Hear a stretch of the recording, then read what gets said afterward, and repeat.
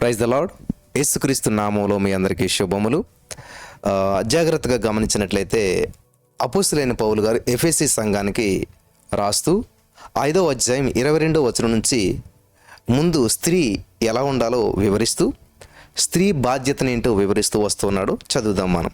22వ వచనం, స్త్రీలారా, హల్లెలూయా, స్త్రీలారా ప్రభునకు వలె మీ సొంత పురుషులకు లోబడిండుడి. అంతే కదా. దేవుడు అంటే చాలామంది లోబడతారు.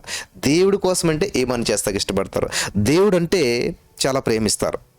కానీ ఇక్కడ దేవుడు ఏమంటున్నాడంటే వాక్యం ద్వారా పరిశుద్ధాత్మ దేవుడు చక్కగా మాట్లాడుతూ పరిశుద్ధాత్మ దేవుడు ఏమని రాయిస్తున్నాడంటే పౌలు గారి చేత, ప్రభునకు వలే.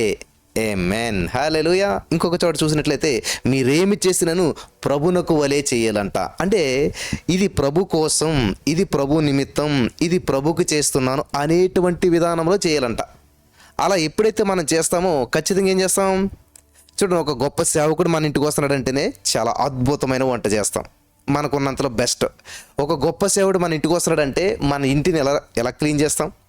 మా ఇంట్లో కూడా కొన్నిసార్లు సేవకులు వచ్చినప్పుడు బెస్ట్ అనమాట, బెస్ట్ బెడ్షీట్ ఏది, లేకపోతే ఆ రూమ్ బాత్రూమ్ అంతా నీట్గా నేనే కడుగుతాను, చాలా నీట్గా కడిగి పెడుతుంటుంటాను. ఎక్కడ బూజు లేకుండా, డస్ట్ లేకుండా, దుమ్ము లేకుండా, నీట్గా, శబ్దం లేకుండా, ఏది లోటు లేకుండా మనమున్నప్పటికంటే ఆయన వస్తున్నారు అంటే ఇంకా చాలా నీట్గా చేసి పెడతాం. ఈ విషయాలు మీరు గమనించాలి. ఎందుకు నేను చెప్తున్నానంటే, అంటే ప్రభునకు వలే అంటే ప్రభువే మన ఇంటికి వస్తున్నట్లుగా మనం గమనించి చేస్తూ ఉంటుంటాం. ప్రభునకు వలే చక్కగా మనం చేస్తూ ఉంటుంటాం అనమాట. నీట్గా చేసి పెడుతూ ఉంటుంటాం, ఏ లోటు రాకుండా చేసి పెడుతుంటుంటాం. ఈ యొక్క సత్యాన్ని మీరు గ్రహించాలని ప్రభు పేరట నేను మనం చేస్తున్నాను. ప్రభునకు వలే, చూడండి, ప్రభునకు వలే మీ సొంత పురుషులకు లోబడి ఉండి. ప్రభుకు మీరు ఎలా లోబడతారో మీ సొంత పురుషులకు లోబడి ఉండి, సొంత పురుషులకు లోబడి ఉండి. ఆమేన్, హల్లెలూయా. ఈ యొక్క సత్యాన్ని మీరు గ్రహించాలని ప్రభు పేరట నేను మనవి చేస్తూ ఉన్నాను. In the name of Jesus. ఎవరి వాక్యం విన్నా, ఏ వాక్యం విన్నా దేవునికి దగ్గరగా చేయాలి. అలాగే నీ బాధ్యతలు మర్చిపోలే చేయకూడదు. నీ బాధ్యతలు మర్చిపోలే చేయకూడదు. వింటున్నారా? దేవునికి నేను దగ్గరగా చేయాలి, అలాగే నీ బాధ్యతలు మర్చిపోలే చేయకూడదు. ఇంకా దేవుడే నాకెవరు లేరంటే మరి వివాహం చేసుకున్నావు, భార్య, పిల్లలు, భర్త, లేకపోతే వీళ్ళ పని ఏంటి? ఒక ఆమె ఇలాగే ఉపవాసం ఉన్నది, ప్రార్థన చేసుకుంటూ ఉంది, ఇంకంతే భర్తను పట్టించుకోవడం మానేసింది. అసలు భర్త వైపు చూడలేదు. వస్తుంది, వంట చేస్తుంది, అన్ని చేసుకుని మళ్ళీ గదిలోకి వెళ్ళి తొలిపేసుకుని ప్రార్థన చేసుకుంటుంది. చూశాడు ఆయన ఇంకొక ఆమెతోటి కాంటాక్ట్ పెట్టుకున్నాడు. అంటే ఈ విషయం ఎందుకు చెప్తున్నానంటే జాగ్రత్తగా మీరు గమనించాలి.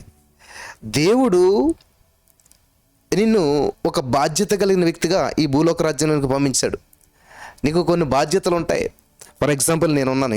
ఇప్పుడు నా ఇంట్లో ఒక తండ్రిగా నాకు ఒక బాధ్యత ఉంటుంది. నా పిల్లలు స్కూల్కి వెళ్ళాలి, ఫీజులు కట్టాలి, వాళ్ళని స్కూల్ దగ్గర డ్రాప్ చేయాలి, ఎర్లీ మార్నింగ్ లేచి వాళ్ళని తయారు చేయాలి, ఇట్లాగా. అంతేగాని నాకు ఇంక సంబంధం లేదు దేవుని పని అంట కూర్చుంటే. వింటున్నారా? రేపు వాళ్ళకి ఏ సర్టిఫికేట్స్ కావాలి, ఈరోజు అంతా నేను కూర్చుని ఎక్కడెక్కడ ఉన్న సర్టిఫికేట్స్ అన్నీ తీసి వెతికి పెట్టాను. రేపు మార్నింగ్ వాళ్ళు సబ్మిట్ చేయాలి కాబట్టి. సో ఈ యొక్క సత్యాన్ని మీరు గ్రహించాలి ప్రియులారా. కాబట్టి దేవుణ్ణి ప్రేమించడం అంటే పక్కన దేన్ని పట్టించుకోకుండా ఉండటం కాదు. దేవుని ప్రేమించడం అంటే ఇంకా అసలు దేన్ని పట్టించుకోకుండా మన ఇష్టానుసారంగా ఉండటం అని కాదు ఇక్కడ అర్థం. చాలామంది ఇలాగ ఆలోచన చేస్తున్నమాట. ఇంక నేను దేవుడే తప్ప ఇంకేమీ లేదు. నో, దేవుడు ఎప్పుడు అలా చెప్పడు ప్రియులారా. నీ తల్లిని, నీ తండ్రిని సన్మానించు. చూడు, నీ దేవుడిని యెహోవాని సేవించాలని అని చెప్పి దేవుని వాక్యం ఉన్నది. కానీ తండ్రిని కూడా తల్లిని కూడా సన్మానించమని చెప్తున్నాడు. అంటే నీకు కొన్ని బాధ్యతలు ఉంటాయి. ఆ బాధ్యతలు నిర్వర్తించుకుంటూ దేవుని సంధిలోకి రావాలన్నమాట. మొట్టమొదటి దేవుని ప్రేమించాలి. ఎస్, దేవుని మీద మనసు ఉండాలి. అలాగని చెప్పి బాధ్యతలు పక్కన పెట్టమని కాదు.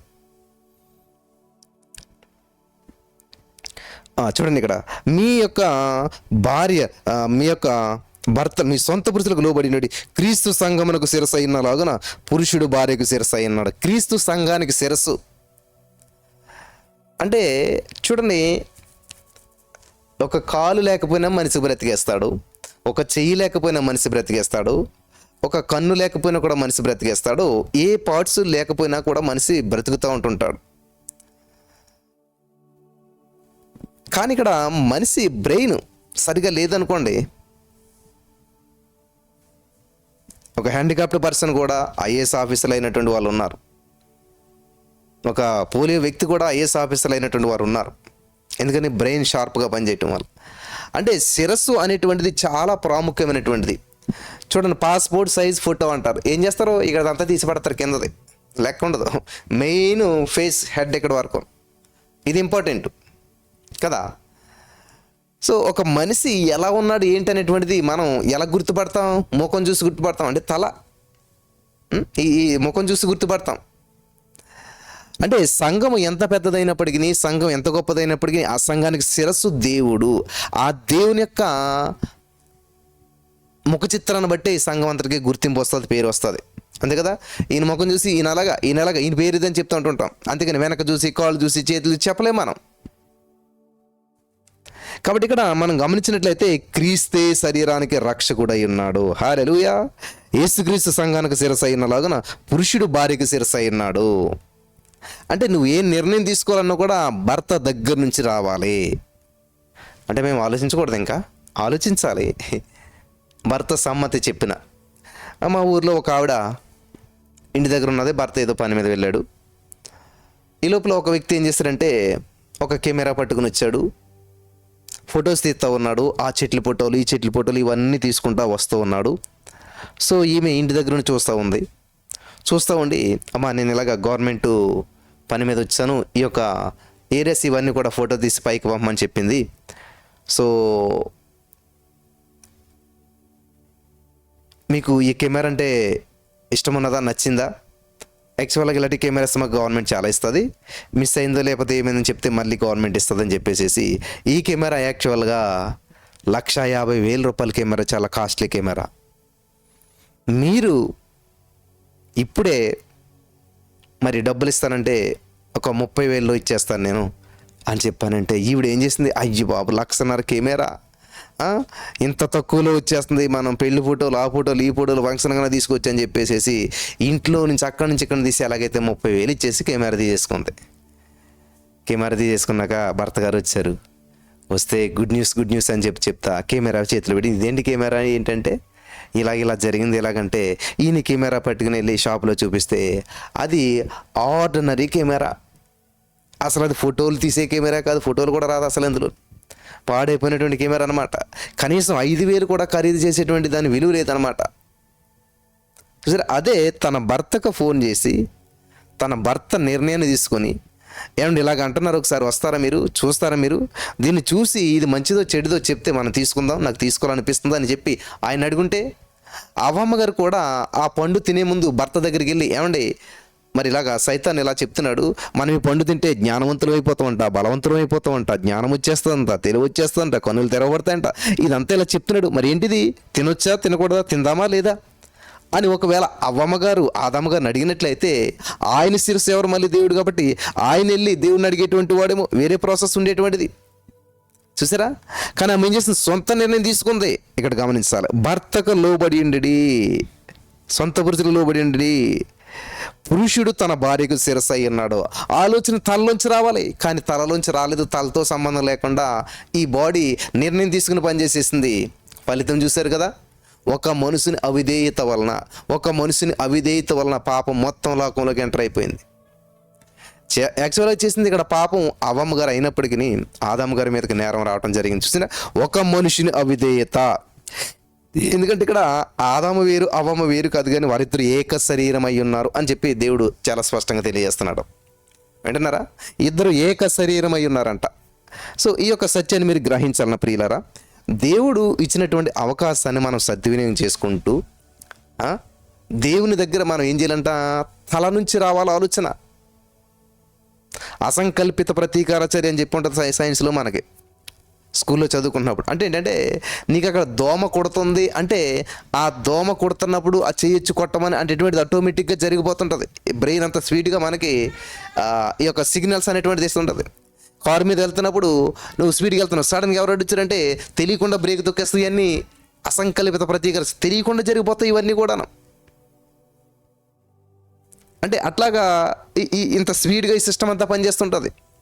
అలాగే నువ్వు దేవునికి కనెక్ట్ అయినప్పుడు, దేవుని సన్నిధిలో నువ్వు వర్ధిల్లుతూ ఉన్నప్పుడు, దేవునికి దగ్గరగా నువ్వు జీవిస్తున్నప్పుడు ఏం జరుగుతుంది తెలుసా,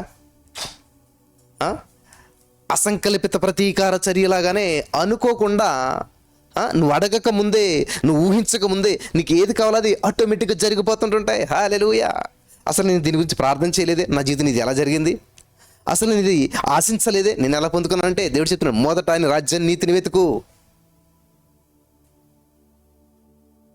కాబట్టి మనం కారు మీద వెళ్తున్నప్పుడు సడన్గా ఎవరు అడ్డొచ్చారు, ఎవరు వచ్చి నీకు బ్రేక్ కొట్టు అది కొట్టి ఏం చెప్పరు, ఇంకా ఆటోమేటిక్గా ఇవన్నీ కూడా యాక్సిలేటర్ స్లో అయిపోతుంది, బ్రేక్ తొక్కేస్తావు, క్లచ్ తొక్కేస్తావు, ఇదంతా కూడా ఎలా జరిగిపోతుంది? ఎందుకంటే నీ ఫోకస్ కళ్ళు చూసారా, గమనించాలి ఎలా జరుగుతుంది. కళ్ళు చూసి ఎవరు అడ్డు వచ్చారని ఈ కళ్ళు బ్రెయిన్కి చెప్పిన టకటకటకటక ఇదంతా కూడా ప్రాసెస్ జరిగిపోతుంది. అందుకే మొదట నీ దృష్టి దేవుని మీద ఉంచాలి, నీ యొక్క ఆలోచన దేవుని మీద ఉంచాలి.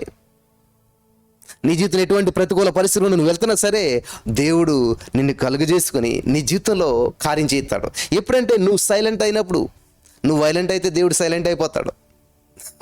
చాలా చోట్ల ఇదే జరుగుతుంది అనమాట. వీళ్ళ వైలెంట్ అయిపోతారనమాట. సమస్యని వీళ్ళ పరిష్కరించబోవడానికి ముందుకు దిగిపోతుంటారు. నువ్వు ఎప్పుడైతే సైలెంట్ అయ్యావో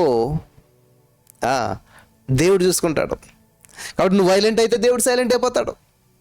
అందుకే దేవుడు చెప్పి, నా ఉగ్రతకు చోటి, నువ్వు నాకు లోబడ్డట్టుగా నీ భర్త కూడా లోబడు. నీకైతే లోబడుతున్నా ప్రభా, నా భర్తకు నేను లోబడను అన్న మీరు చెప్తుంటాను కానీ ఈయన చెప్తున్నా అంటారు చాలామంది. కానీ ఇక్కడ దేవుని వాక్యం చెప్తుంది అనమాట. ఒక ఆయన అన్నాడు, నా భార్య ఎంత చెడ్డదని ఇటువంటిదని నేను ప్రేమిస్తాను, ఎందుకంటే దేవుడు చెప్పాడు కాబట్టి నేను ప్రేమిస్తాను. వండర్ఫుల్ కదా, వింటున్నారా? అలాగే దేవుడు నిన్ను నన్ను ప్రేమిస్తున్నాడంటే నీవు నేను మంచి వాళ్ళమా, లోపం లేని వారమా? కాదు. మనం దేవుని ప్రేమకు అర్హులము యోగ్యులము కామని తెలిసి కూడా ఆయన మనల్ని ప్రేమిస్తున్నాడు. పాడతాం కదా మనం, నివేదకి రాలేనని నా కోసం వచ్చావయ్యా. చూసారా ఎంత గొప్ప దేవుడు మన దేవుడు. మనం వెతకి రాలేము వెళ్ళలేమని చెప్పి ఆయన వచ్చేసాడంట. అది లవ్ అంటే, అది ప్రేమ అంటే.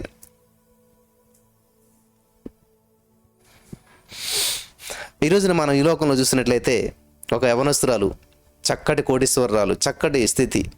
ఇందాక నేను ఒక వీడియో చూశాను, ఇక్కడే మన వరంగల్ దగ్గరలో ఎక్కడ అనుకుంటా. తల్లిదండ్రులు చక్కగా పెంచి పోషించి కుమార్తెకి వివాహం చేశారు, లక్షల్లో కోట్లలో కట్నం ఇచ్చారు. ఏం జరిగింది ఏం తెలీదు, ఆ అమ్మాయిని పట్టుకుని చితక్కొట్టేశారు అత్తమామలు. గందరగోళం అయిపోయింది. ఆ లోపల ఫోన్ చేసి వాళ్ళ నాన్నకి ఇంట్లో తలుపేసుకుని ఫోన్ చేసి, నాన్న ఇలాగ ఉన్న పరిస్థితి అంటే గబగబా అలా నాన్న వస్తే ఈ తలుపేసుకున్న ఆమె తలుపు తీయట్లేదని చెప్పి వీళ్ళే పగల నుంచి పగలగొట్టి ఆమెను తీసుకొచ్చి కొట్టుతుంటే ఈ లోపల వేళ్ళెళ్తే వేళ్ళని కొట్టి ఇలాగా గందరగోళం జరిగితే వాళ్ళ నాన్న స్పృహతో పడిపోతే వాళ్ళ నాన్నగారిని ఈ యొక్క మరి ఈ అన్న చెల్లెలు హాస్పిటల్కి తీసుకెళ్తున్న మధ్యలో నేను చనిపోయాడంట. చూడండి ఎలా ఉన్నదో పరిస్థితులు అసలేని. ఇవే న్యూస్లు మనకి ఎక్కడ చూసినా ఎటు చూసినా కూడా. అలాగే ఒక కోటీశ్వరాలు ఆమె కుమార్తె తండ్రి చెప్పినా వినలేదు, నాన్న వద్దు అన్నా సరే ఆ అమ్మాయి ఏం చేసిందంటే ఒక వ్యక్తిని ఇష్టపడ్డది. అమ్మాయి ఇది నీకు కరెక్ట్ కాదు, నీకు సరైనడు కాదంటే, నో నన్ను బాగా చూసుకుంటాడు మంచిగా చూసుకుంటాడని చెప్పేసి ఆమె ఇడ్లీ విడిచిపెట్టి వెళ్ళిపోయింది. ఒంటి నిండా బంగారం ఉంది. తల్లిదండ్రులు చెప్పారు, నువ్వు వెళ్ళిపోయి ఉంటే నేను పట్టించుకోము, ఇంక మేము నీకు మాకేం సంబంధం లేదన్నా సరే ఏం చేసుకున్నా సరే చేసుకోండి అని చెప్పి వెళ్ళిపోయింది. వెళ్ళిపోయిన కొన్ని రోజులకి ఆ వ్యక్తికి అనారోగ్య సమస్య వచ్చింది. వివాహమైన కొన్ని రోజులకి అనారోగ్య పరిస్థితి వచ్చి అది చాలా భయంకరమైన పరిస్థితికి దారి చేసింది. ఇంకా అది కుదిరిన రోగంగా మారిపోయింది. హాస్పిటల్ అడ్మిట్ చేస్తే చాలా భయంకరమైన ట్రీట్మెంట్ జరిగింది. కాబట్టి డబ్బులు లేవు. ఆమె ఒంటి మీద ఉన్న బంగారం కొట్టి తీయటం మొదలుపెట్టింది. అన్నీ అమ్మేసి ట్రీట్మెంట్ చేస్తే దేవుని దయ వల్ల ఏదో బయటపడ్డాడు. ఇంటికి వచ్చిన తర్వాత ఏమైందంటే ఇంకా పేదరికం, ఏదో చిన్న జీవితం జీవిస్తూ ఉంది. వంట చేసి పెడతా ఉంటుంటే సడన్గా చూస్తే భర్త ఫోన్లో చూస్తే వేరే ఆమెతో చాటింగ్ చేస్తూ ఉన్నాడు. ఏంటండి ఇదంతాను, మీకోసం నేను సర్వస్వం విడిచిపెట్టి వచ్చేసాను, వేరే ఆమెను మళ్ళీ మీరు ఎలా ఇష్టపడ్డారు అంటే, నీ ఇష్టం ఉంటే ఉండే లేకపోతే వెళ్ళిపో అనేసరికి ఆమె తట్టుకోలేకపోయింది. అరే నేను దీనికోసం ఇంత త్యాగం చేస్తే నా యొక్క ప్రేమకు నా యొక్క త్యాగానికి ఇచ్చిన విలువిదా అని చెప్పి ఆ బాధను తట్టుకోలేక ఆ గుండె బరువుకి చనిపోయింది ఆమె. ఇప్పుడు మీరు గమనించాలి ప్రియులారా, ఏం సాధించింది ఆమె? తండ్రిని తల్లిని కాదని, ఆస్తిపోస్తుల్ని కాదని, అందరినీ కాదని, ఎవరో ఒక వ్యక్తి, పరిచయమైన వ్యక్తి కోసం జీవితం బాగుంటుందని చెప్పి మరి ఆమె వచ్చేసింది. కాడికి ఏమైంది? పరిస్థితి ఏమైంది? జీవితం ఏమైంది? అసలు జీవితమే ఉన్నదా? అందుకనే మనకి తల, మనకి శిరస్సు, మనకి హెడ్, మనకు బాసు, మనకి నాయకులు ఎవరు? మనల్ని నడిపించే వాళ్ళు ఎవరు? మనం ఎవరికి లోబడాలి? ఎటువంటి వారికి నాయకులుగా, ఎటువంటి వారిని నాయకులుగా పెట్టుకోవాలి? ఎటువంటి వారికి మనం లోబడాలి? ఎటువంటి వారి గైడెన్స్ మనం తీసుకోవాలి? ఈ సత్యం తెలియనంత కాలం మన జీవితంలో సమస్యలు ఏలుబడి చేస్తూనే ఉంటుంటాయి. జీవితం సర్వనాశనం అవుతూనే ఉంటుంటుంది. ఒక వ్యక్తి మాటలు వింటున్నప్పుడు మనల్ని చాలా ప్రభావితం చేస్తాయి. ఆయన మాటలు విన్నాక, ఆయన వర్తమానం విన్నాక ఇంకంత వ్యర్థం అనిపించిందండి. ఈ లోకంలో ఏది వేస్ట్, ఉద్యోగాలు వేస్ట్, డబ్బు వేస్ట్, అంత వేస్ట్. అయితే ఇంక దేవుడు అంతా కూర్చుంటే సరిపోతుంది. అక్కడే రాంగ్ పడుతుంది. అంత వేస్ట్ అయితే దేవుడు నీకు కుటుంబ వ్యవస్థను ఇచ్చాడు, దేవుడు నీకు ఉద్యోగాన్ని ఇచ్చాడు, దేవుడు నీకు కొన్ని బాధ్యతలు ఇచ్చాడు. మరి ఇట్ల పరిస్థితి ఏంటి? అంత వేస్ట్ అని నువ్వు చూపి అలా కూర్చుని బైబిల్ చదువుతావు, దేవరాత్రం ధ్యానించమన్నాడు కాబట్టి బైబిల్ పట్టుకుని నువ్వు దేవరాత్రం ధ్యానంతో కూర్చుంటే నీ పరిస్థితి ఏంటి? నీ జీవితం ఏంటి? ఆలోచన చేస్తారా? జాగ్రత్త. చాలా ఇన్స్పైరింగ్ అయ్యానండి ఆయన చూసి, ఆమెను చూసి, ఆయన మెసేజ్ చూసి అని చెప్పి మీరు ఎటువంటి నిర్ణయాలు తీసుకుంటున్నారో ఆలోచన చేయండి ప్రియులరా. ఎప్పుడు కూడా దేవుడు కుటుంబాన్ని పక్కన పెట్టేమని అంటలేదు. ఉంది కదా బ్రదర్, తల్లి అయినా తండ్రి అయినా భార్యని వదిలిపెట్టినవాడు అని చెప్పేసేసి ఏ సందర్భంలోనది? చూడండి, పేతురు గారు చూసినట్లయితే పేతురు గారికి భార్య ఉంది, అత్తగారు ఉంది. పేతురు గారు అత్తగారిని బాగు చేయటం కూడా యేసుప్రభు ఇంటికి వెళ్ళాడు. చూసారా? పేతురు గారు అంత సేవ చేస్తున్నాడు, దేవుడితో ఉంటున్నాడు కాబట్టి అత్తగారిని, మామగారిని, మొత్తం ఫ్యామిలీ నన్ను పక్కన పెట్టేశాడా? ఈ యొక్క సత్యాలు మీరు తెలుసుకోవాలి ప్రియులారా. చాలామంది ఇంకా అసలు దేవుడు అంటే ఇంకా దేవుడు దేవుడు దేవుడు అంటానే కూర్చోవటం. ఎస్, నీ హృదయంలో ఎప్పుడు దేవునికి స్థానం ఉండాలి, నీ ధ్యాస అంతా దేవుని మీద ఉండాలి. అలాగని చెప్పి ఇప్పుడు బస్సు డ్రైవ్ చేస్తుంటాడు, ఇంక మొత్తం ఫ్యామిలీ గేమ్లు అన్నీ మర్చిపోతాడు ఆయన? లేదు, డ్రైవింగ్ చేసినంతసేపు దృష్టి దాని మీద ఉంచుతాడు. కానీ ఆయన మనసులో ఉంటారు భార్య, బిడ్డలు, ఇవంతా కూడా వాళ్ళకి ఫీజు ఎలా కట్టాలి, ఇవన్నీ కూడా ఉంటాయి. కానీ మెయిన్ పర్పస్ ఏముంటుందంటే డ్రైవింగ్ అనమాట. ఎప్పుడైతే డ్రైవింగ్ అక్కడ దిగాడో వెంటనే ఫ్యామిలీ, వెంటనే ఇంటికి, వెంటనే ఇంకా రకరకాల బాధ్యతలు ఉంటాయి. అలాగే నేను కూడా దేవుని సన్నిధిలో గడపాలి. గడిపే టైంలో దేవునికి ఇవ్వాల్సిన సమయం ఇవ్వాలి, దేవుని నామను మహింపరచాలి, దేవుని నామను గనపరచాలి. అలాగే నీకు కొన్ని రెస్పాన్సిబిలిటీస్ ఉంటాయి. ఒక తల్లిగా, తండ్రిగా, అమ్మమ్మగా, నానమ్మగా, లేకపోతే చాలా బాధ్యతలు ఉంటాయి. చాలా బాధ్యతలు. కొంతమంది ఏం చేస్తారు, ఇంకా బాధ్యతలు మునిగిపోతారు. మళ్ళీ ఎక్కడండి పిల్లలతోటి సరిపోతుంది, ఎక్కడండి ఉద్యోగం సరిపోతుంది, ఎక్కడండి అది ఇది అని చెప్పేసి ఇంకా ప్రార్థన చేయరు, దేవుని దగ్గరికి రారు, లైవ్లోకి రారు, ప్రార్థన చేయరు, అసలు చర్చికి రారు. ఇంకా ఎందుకంటే పనులతో సరిపోతుందండి. అది కూడా రాంగే. బాధ్యతల్లో మునిగిపోయి ప్రభుని పక్క పెడతాం చాలా తప్పు. ఎలాగంటే నువ్వు అన్ని పనుల్లో బిజీ అయిపోయి ఆరోగ్యం నెగ్లెక్ట్ చేస్తే మొత్తం పోతాం అన్నమాట. ఆరోగ్యం ఉంటేనే కదా నువ్వు ఏ పని అని చేయగలుగుతావు. అనారోగ్యం పాలైపోతే ఏమి చేయలేవు. కాబట్టి ప్రభు నక్కువలే నీ భర్తకు లోబడాలి. ప్రభు నక్కువలే చేయాలంటే ఏదైనా సరే ప్రభుకి ఎలాగైతే మనం లోబడతామో అలా లోబడాలి. ఆమేన్. చూడండి, క్రీస్తు మరి శరీరానికి రక్షకుడై ఉన్నాడు. హల్లెలూయా. సంఘము క్రీస్తునకు లోబడినట్లుగా భార్యలు కూడా ప్రతి విషయంలోనూ తమ పురుషులకు లోబడవలను. ప్రతి విషయంలోనూ. నేను ఏ విషయంలో లోబడతాను, ఇది దేవుడికి అని కాబట్టి నేను ఈ విషయంలో లోబడను కాదు. ప్రతి విషయంలో లోబడమని చెప్పి దేవుని వాక్యం సెలవిస్తుంది. మనం దేవుని వాక్యాన్ని పాటించాలి ప్రియులారా. నీకు వచ్చిన కల అయినా, దర్శనమైనా, సలహా అయినా, ఏదైనా సూచనైనా, ఎవరేం చెప్పినా అది దేవుని వాక్యానికి అనుకూలంగా ఉందా లేదా, దేవుని వాక్యానికి మ్యాచ్ అవుతుందా లేదా. ఒకవేళ దేవుని వాక్యానికి మ్యాచ్ అవ్వలేదంటే కొట్టుపడేసాయి. దేవుని వాక్యానికి అది సరిపోవట్లేదని కొట్టుపడేసాయి. వింటున్నారా? దేవుని వాక్యానికి అది మ్యాచ్ అవ్వకపోతే కొట్టుపడేసాయి. అది ఎంత గొప్ప వ్యక్తి చెప్పినా సరే, పౌలు గారు చెప్పిన వాక్యానంట, బెరే సంఘస్థులంట, పౌలు గారు చెప్పింది కరెక్టేనా అని ఇంటికెళ్ళి ఆ పెన్న పేపర్ పెట్టి ఆయన చెప్పిన మాటలని రాసుకుని ఇంటికెళ్ళి బైబిల్ తెరిచి ఇది చెప్పాడు, ఈ రిఫరెన్స్ ఇక్కడ ఉందా, ఉన్నది, ఇది కరెక్టేనా, కరెక్టే, ఇలాగే ఉన్నదా, అలాగే ఉన్నది అని చెప్పి టాలీ చేసుకునేవారంట. మనకి లెక్కల పుస్తకంలో మనం గమనించినట్లయితే ఆ ప్రాబ్లమ్స్ అన్ని స్టార్టింగ్లో ఉంటాయి. ఆ ప్రాబ్లంకి సమస్యకు పరిష్కారం, ఆన్సర్ వెనకాలే ఉంటుంది. లెక్కల పుస్తకాల వెనకాల ఆన్సర్ ఉంటుంది. ఇప్పుడు ఈ సమ్ అంతా చేశాక నీకు ఆన్సర్ వస్తే ఈ ఆన్సర్ని బట్టుకెళ్ళి ఆ లెక్కల టెక్స్ట్ బుక్లో వెనకాల ఉన్న ఆన్సర్కి ఏం చేస్తావు, సరి చేసుకుంటావు, అదే ఏమంటారు, చెక్ చేసుకుంటావు. సో నీకు వచ్చిన ఆన్సరు టెక్స్ట్ బుక్లో ఉన్న ఆన్సర్ సరిపోతే అప్పుడు నువ్వు కరెక్ట్గా చేసినట్టు, నువ్వు చేసిన విధానం కరెక్ట్ అయినట్లు, నీకు వచ్చిన ఆన్సర్ కరెక్ట్ అయినట్టు. లేదు తప్పు వచ్చిందనుకో, ఎక్కడో తప్పుపోయావు, నువ్వు ఎక్కడో తప్పుపోయావు, ఎక్కడో తప్పు చేసావు. వింటున్నారా? ఎక్కడో తప్పు చేస్తావు, ఎక్కడో తప్పుపోయావు. కాబట్టి దాన్ని సరి చేసుకోవడానికి మళ్ళీ ఏం చేయాలి, నీదంతా పరిశీలన చేసుకోవాలి. అంతేగాని టెక్స్ట్ బుక్లో తప్పు ఉంది అని అంటే కుదరదు. అక్కడ టెక్స్ట్ బుక్ ఆల్రెడీ దాన్ని సరిచేసి అనేక మంది రీసెర్చ్ చేసి కరెక్ట్ ఆన్సర్ వచ్చాక దాన్ని అక్కడ పొందుపరచడం జరిగింది. కాబట్టి ఆ ఆన్సర్ నాకు రాలేదంటే ఏం చేయాలి, వెనక్కి వెళ్ళి చూసుకోవాలి, వెనక్కి వెళ్ళి చూసుకోవాలి. నేను చేసిన విధానంలో తప్పు ఉందా, నేను రాసిన విధానంలో తప్పు ఉందా, నేను వేసుకున్న ఫార్ములా తప్పు ఉందా, ఎక్కడన్నా ప్లస్కి మైనస్ చేశాను, ఎక్కడ రాంగ్ చేశాను అనేటువంటి దాన్ని నువ్వు ఆలోచన చేసినప్పుడు నీ తప్పిద నువ్వు సరి చేసుకుంటే కరెక్ట్ ఆన్సర్కి నువ్వు రీచ్ అవ్వగలుగుతావు. అక్కడ ఆన్సర్కి నీది మ్యాచ్ అవుతుంది, అప్పుడు మార్క్స్ పడతాయి నీకు. హల్లెలూయా. ఈ యొక్క సత్యాన్ని మీరు గ్రహించాలని ప్రభు పేరు నేను మరీ మనవి చేస్తూ ఉన్నాను. హల్లెలూయా. సంఘము క్రీస్తునకు లోబడినట్టుగా భార్యలు కూడా ప్రతి విషయంలోనూ పురుషులకు లోబడవలను. సరే, సంఘమే లోబడాలా, స్త్రీలే లోబడాలా, మరి పురుషులకి ఏమీ లేదా? చాలామంది ఇక్కడ దేవుడు ఎప్పుడు కూడా రెండంచుల వాడిగలగ ఖడ్గమంటాడు. చెప్పేవాడికి తగులుతుంది, వినేవాడికి తగులుతుంది. వింటున్నారా? భార్యకి తగులుతుంది, భర్తకి తగులుతుంది. ఆమేన్. దేవుడు వన్ సైడ్ చేయడు ఎప్పుడు కూడాను, టూ సైడ్స్. నా యొద్దకు రండి, నేను మీ యొద్దకు వస్తాను, ఈజుడి ఇస్తాను. హల్లెలూయా. దేవునికి స్తోత్రం కలిగిన గాక. చూడండి ఎలాగుంటుందో దేవుని దగ్గర.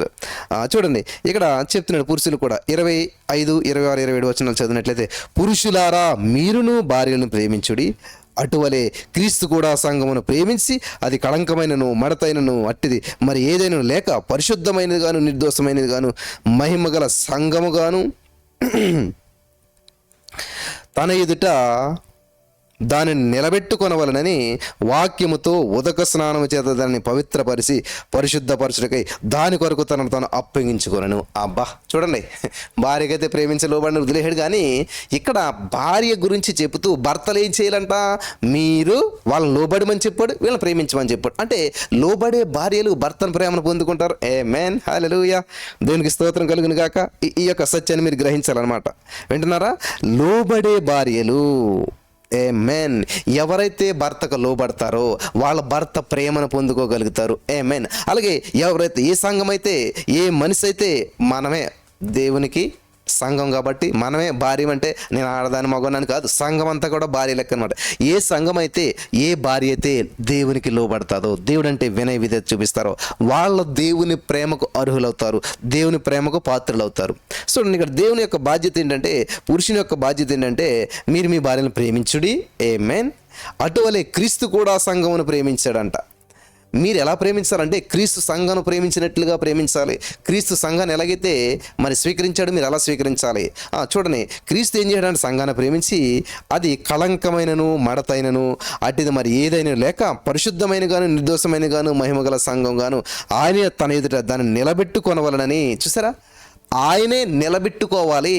ఎలా నిలబెట్టుకోవాలంటే, ఏదో మడత మచ్చ డాగు తప్పు ఉండకూడదు, అది మడత ఉండకూడదు, కళంకం ఉండకూడదు, దోషం ఉండకూడదు, తప్పిదం ఉండకూడదు, మోసం ఉండకూడదు అని చెప్పి ఏం చేశాడంట, వాక్యముతో ఉదక స్నానం చేత దాన్ని పవిత్రపరిచి. ఆమేన్. ఇదే వాక్యం అనే ఉదక స్నానం. ప్రతిరోజు వాక్యాన్ని బోధించి, వాక్యం ద్వారా మాట్లాడి, వాక్యాన్ని చెప్పి ఆయన ఏం చేశాడంట, ఉదక స్నానం చేయించి. ఆమేన్. ప్రతిరోజు స్నానం చేయాలి. దానికి స్తోత్రం. 3 పూటల స్నానం మనకి. ఉదయకాల స్నానం, మధ్యాహ్నకాల స్నానం, సాయంకాల స్నానం. అదే వాక్య ధ్యానం, వాక్యం అనే ఉదక స్నానం. హల్లెలూయా.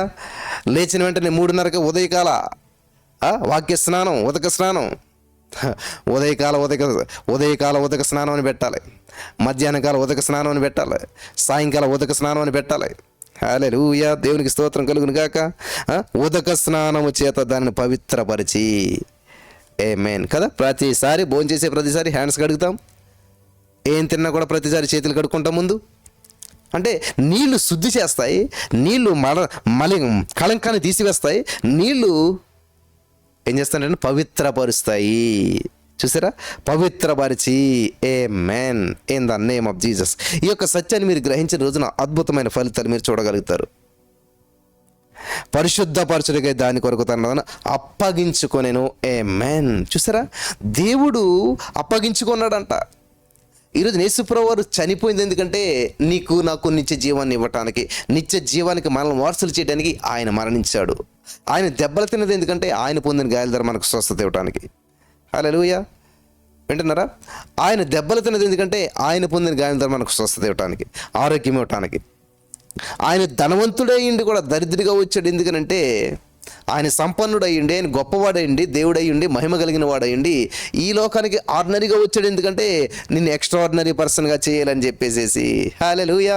ఆయన తగ్గించుకున్నాడు ఎందుకనంటే నిన్ను పరలోక రాజ్యానికి హెచ్చించడానికి, నిన్ను ప్రభుకు దగ్గర చేయడానికి. ఆమేన్. హల్లెలూయా. ఈరోజు నీ మాటలు వింటున్నటువంటి మీలో చాలామంది మరి యొక్క సత్యాన్ని గ్రహిస్తున్నారని చెప్పి నేను నమ్ముచున్నాను. దేవుడు చేసిన ప్రతి త్యాగంలో, దేవుడు చేసిన ప్రతి పనిలో ఎంతో అర్థవంతమైన విషయాలు దాగున్నాయి. దేవుడు మా గురించి వెళ్ళాడు. నేను పరిశుద్ధుని కాబట్టి మీరు పరిశుద్ధులుగా ఉండండి, నేను ప్రేమించాను కాబట్టి మీరు ప్రేమించండి, నేను సంఘాన్ని ఎలాగైతే ప్రేమించాను, సంఘం కొరకు ఎలాగైతే త్యాగం చేస్తానో మీరు కూడా అలా చేయండి అని చెప్పి దేవుడు ప్రతిదీ చేసి చూపించి, స్కూల్లో టీచర్ ఏం చేస్తాడు, కొన్ని ప్రాబ్లమ్స్ సాల్వ్ చేసి చూపిస్తాడు. ఈ యొక్క లెక్క ఇలా చేయాలి, ఈ సూత్రాన్ని ఉపయోగించాలి అని చెప్పి చేసి ఇంకొక సమ్ మీకు ఇస్తాడు. ఇదిగోరా ఈ యొక్క ప్రాబ్లం మీరు చేయండి ఇప్పుడు అంటాడు. అందుకని ఆయన ఏమి చెప్పకుండా మీరు చేయండి అంటే వాళ్ళకి ఏం తెలుస్తుంది, ఏం చేయరు. అలాగే మన దేవుడు ఏదైనా సరే చేసి అనుభవించి అనుభవాన్ని చూసి అప్పుడు దేవుడు మనకు నేర్పిస్తూ వచ్చినాడు. హల్లెలూయా. దేవునికి స్తోత్రం కలుగును గాక. ఈ యొక్క సత్యాన్ని మీరు గ్రహించాలని ప్రభు పేరిట నేను మనం చేస్తూ ఉన్నాను. దేవుడు ఎంతైనా నమ్మదగిన వాడు ప్రియులారా. మన పట్ల గొప్ప ప్రణాళికలు కలిగి ఉన్నాడు, గొప్ప ఉద్దేశాలు కలిగి ఉన్నాడు, గొప్ప గొప్ప కార్యాలను ఆయన చేయడానికి ఆయన ఇష్టపడుతున్నాడు. ఈ సత్యాన్ని మీరంతా కూడా గ్రహించాలి. హల్లెలూయా. కాబట్టి ఇక్కడ ఏం చేశాడంటే దేవుడు తనను తాను అప్పగించుకున్నాడు, తనను తాను అప్పగించుకున్నాడు. ఈరోజు మనం తగ్గించుకుంటున్నామా, అప్పగించుకుంటున్నామా, దేవునికి మహిమార్థంగా జీవించగలుగుతున్నామా? లేనట్లయితే ఈరోజే మరి ఏదో ఆచారంలో పడి ఆచారంలో కొట్టుకుపోవద్దు, కానీ ఆత్మీయతలో నిలబడదాం, ఆత్మీయతలో రోషం కలిగి జీవిద్దాం. అటువంటి కృప పరిశుద్ధాత్మ దేవుడు ఈ వాక్యం వినిచిన వారందరికీ అనుగ్రహించి నడిపించి బలపరచును గాక. ఆమేన్.